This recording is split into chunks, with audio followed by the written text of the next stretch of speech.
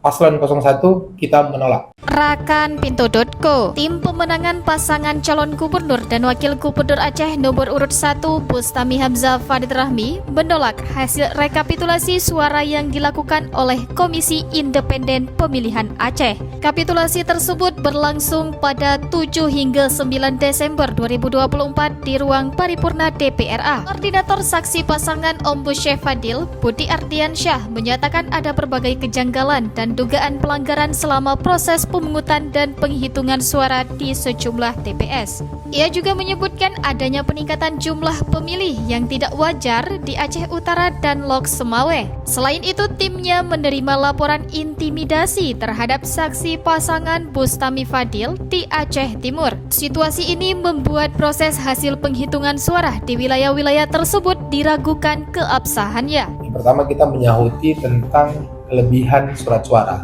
Tim pemenangan Ombu Syekh Fadil sudah menyampaikan alasan penolakan ini secara resmi kepada GIP Aceh. Namun, hingga saat ini mereka belum menentukan langkah lanjutan. Artinya kita sampai hari ini, kita malam ini menunggu apapun yang diperintahkan oleh paslon.